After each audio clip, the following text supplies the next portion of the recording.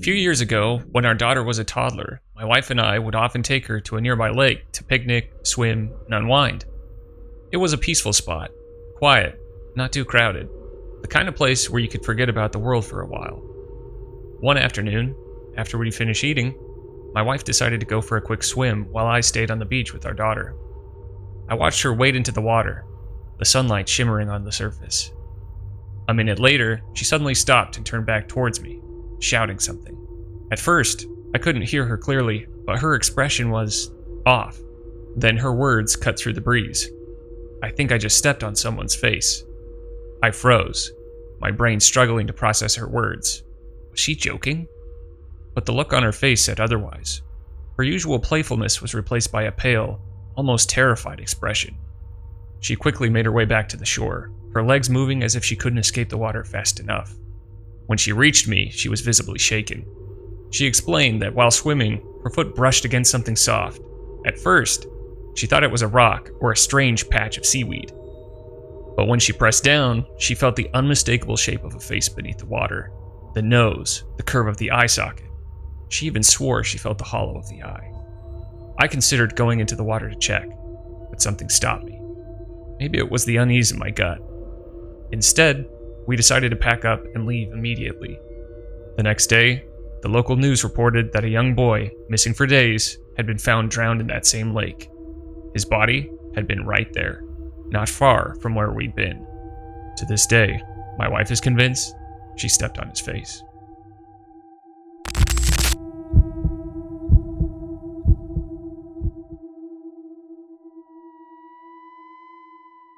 Summer of 2021. I was 15 at the time. My family and I finally decided to take a vacation. We didn't travel much, so the idea of going somewhere nearby, yet otherworldly, was thrilling. Our destination?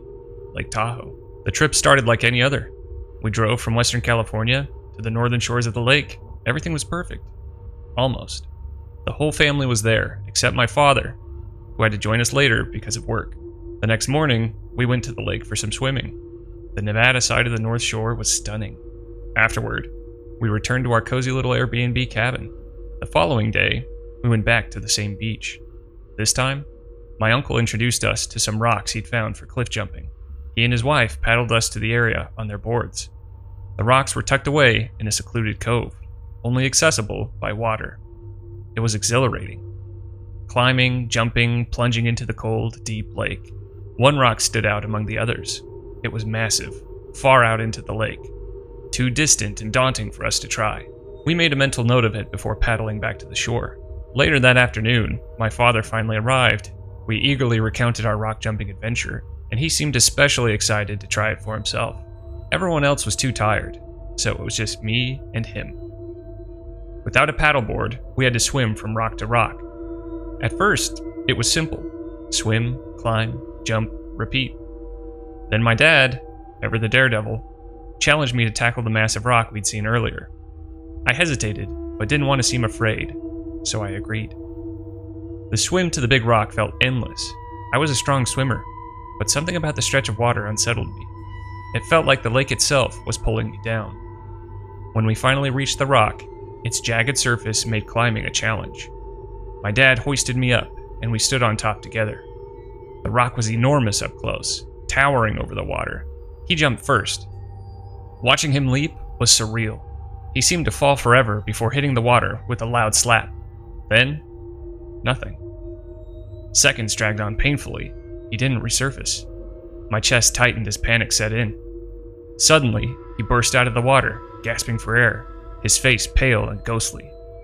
"Are you okay?" I called, my voice cracking. He looked up at me with a strained, almost hollow expression, but forced a weak smile. "Yeah," he said, laughing nervously. "Big jump, huh?" His laugh didn't reach his eyes. Still, he urged me to jump.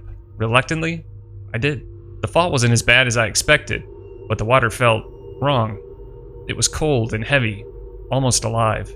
When I resurfaced, my dad was already urging me to hurry back. There was desperation in his voice that I couldn't ignore. We swam back in silence, his pace hurried and anxious. When we reached the beach, he pulled my mother and grandparents aside. Their hushed conversation grew tense, faces darkened. I sat alone and confused. Then, I heard sirens. An ambulance and police car arrived at the parking lot. The trip continued uneventfully after that, or so I thought. It wasn't until 2 years later that I learned the truth about what my dad had seen beneath the surface of that massive rock. A body, bloated, lifeless, drifting in the shadows below. To this day, he refuses to talk about it. We haven't been back to Tahoe, and we never will.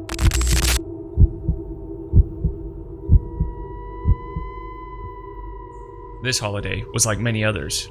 We packed up the station wagon with everything we would need for a hike into one of our favorite lakes. To make this trip even more exciting, it was my birthday weekend, and I got to pick the lake. After we arrived at the trailhead, got our packs on, my dad got his sidearm out and strapped it to his belt. In Oregon, open carry was permitted in national forests, and my dad always had a gun on his hip while in the woods. It added a sense of security, especially after a close call with a bear once, when it came in handy. The lake was about a 4-mile moderate hike through some thick forest, but the trail itself was well maintained and never very busy. It was going to be a very pleasant hike. We started off on our hike, and back in the 80s, it was not uncommon to have your dog off-leash on trails in the forest, so we let Amber run ahead. She was a good dog, and never ran off for too long or jumped on people. She did love people, though. Speaking of people, we hadn't seen anyone else on the trail after about 2 miles in, which was nice. It gave us all the time to talk, laugh, and enjoy nature. My best friend and I started to hike ahead of everyone because we were so energized and excited about finding the best spot to set up our tent once we got to the lake. Amber was bounding ahead of us too, having a great time. We were about 20 yards ahead of my parents when Amber suddenly stopped dead in her tracks. I thought maybe she saw a chipmunk or something like that, but her hackles went up and she let out the lowest growl. She never growled, so we stopped walking. I thought maybe a bear or deer was just off the trail and she saw or heard it. We immediately started walking backwards, and my parents caught up to us. My dad asked what was going on, and I told him that Amber was up trail and growling at something. He told my best friend and my mom to stay back, and he walked ahead where Amber was. He got up to her, looked around, and I heard Amber whimper a bit while looking off the trail. My dad comforted her, called her back, and walked back to us. He said it must have been an animal, and that he didn't see anything right off the trail or ahead of us. He said to let him take the lead, and we continued the hike. It didn't take long before we forgot about it, and Amber and the rest of us were having a good time again. We arrived at the lake, and much to my delight, there was no one else camping there. The water was clean and blue, and the shade from the trees made the whole scene perfect. My friend and I found the best spot to set up our tent, and my parents followed suit. After we had camp set up, my folks went off to fish just down the hill, and my friend and I took off with Amber to walk around the other side of the lake to catch salamanders. We only made it about 1/8 of a mile when Amber stopped and started to growl. We stopped, looked around, and heard rustling in the brush. Then, right in front of us, a man walked out of the trees. Amber stayed by our sides, growling, and started to bare her teeth. The man was taller than my dad, at least 6'4", very skinny, but with broad shoulders. He was clean cut, wearing black jeans and a white polo shirt with loafers. He didn't look like he hiked at all, or was dressed for the outdoors. He almost looked like he came out of church. We just stood there, trying to process the situation, when Amber started barking. The guy stood still, not moving, and smiled. It was the creepiest smile, like someone who thought that was what a smile was supposed to look like. Amber kept barking, which caught my parents' attention. They looked up and called out for us to come back. We complied and started to walk back toward them. My dad met us halfway and told us to go back to the campsite while he talked to the guy. We got back to our camp, and my mom sat with us. I could hear my dad asking the guy if he needed help or if he was a fellow camper who had just set up camp away from the lake. My dad was polite and calm, but I could tell he was on guard, trying to feel out the situation. Now's the time to mention that my dad was ex-Army, and he could be very intimidating when needed. The conversation continued, and the guy told my dad he was just on a walk and didn't mean to intrude. He said goodbye and walked back into the woods. My dad came back to camp, sat down and told us he thought the guy was just a yuppie camper who didn't know much about the outdoors. But my dad said he got a weird vibe from him and would keep an eye out. Amber stayed by our side, calm, but still looking toward the direction the guy went. A bit more time went by, and we had a nice campfire going. The sun was starting to set. We cooked dinner and made s'mores afterward. My friend and I decided to go to our tent and read some books, telling each other scary stories. Amber followed us to the tent and laid outside the door. My parents walked down to the lake to sit, have a beer, and relax. They were never more than 50 yards away. Not long after my parents walked away, I heard Amber start to growl. Then we heard footsteps coming from the woods behind our tent. My friend and I turned off our flashlight and went quiet to listen. The footsteps stopped at the edge of the woods. We heard heavy breathing and a grunting sound. Amber started barking, and the footsteps retreated into the woods. Amber whimpered a bit, and then I heard my parents walking back toward the camp. I went out and told them what happened. My dad said he heard Amber barking, which is why they came back up. I asked what we should do, and if that strange guy was the one creeping around. He told me we'd move camp in the morning, since we still had 3 days left on the trip. Nothing had happened to warrant leaving yet, but we'd play it by ear and stay vigilant. If something changed, we'd decide what to do next. He told us to get some sleep. We all turned in for the night. The next morning, we got up and had breakfast. Afterward, we headed down to the lake to fish. It was a beautiful day, and we were having so much fun. The events from the previous day were almost forgotten. Around lunchtime, we decided to go for a short hike to a waterfall that was upstream from the lake. We were gone for only about an hour, and when we returned, we found our tents had been opened. Our sleeping bags were dragged out onto the ground. My dad told us to hang back with my mom while he went to investigate. He came back and said nothing was missing, but it wasn't an animal that did this. He said we should break camp and hike back to the car to find another spot to camp for the next couple of days. I could tell my dad didn't want to frighten us, but I could hear the urgency in his voice. I was disappointed, but if it meant we could enjoy the rest of the trip and not worry about someone messing with us, it was worth it. We broke camp and started to hike back. Dad was in the lead, and we made it back to the car in record time. When we got to the car, we saw one of our tires was flat. No big deal, we always had a spare. But when my dad bent down to start taking the lugs off, we swore it wasn't just flat. Someone had slashed the tire. Dad changed the tire quickly, but when he started the car, it wouldn't start. He got out, popped the hood, and said, "Oh no." Someone had taken the spark plug wires.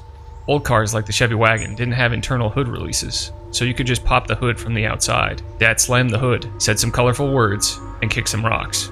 We were stuck. No one else was at the trailhead. We were stranded.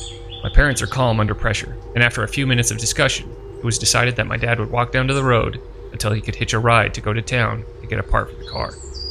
Mom and the rest of us would await the car and hope someone would pull into the trailhead to help us. A few hours went by, and no one came to the trailhead. It was getting hot, and we were hungry and tired. My mom made us some lunch, and we went to sit under a tree to cool off. Amber was by our side, alert as usual. I kept hearing little noises in the trees, which only heightened my nerves.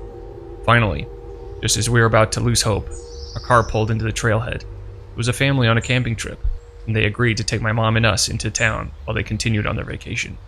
When my dad returned, the family had already gone, and we decided to head straight home. Looking back, I never saw that strange man again. I have often thought about that strange feeling he gave me, the way Amber reacted to him, and the things that happened to us on that trip. But whatever it was, we didn't stay long enough to find out. It was one of those experiences that makes you believe there are some things in the woods you're better off never knowing.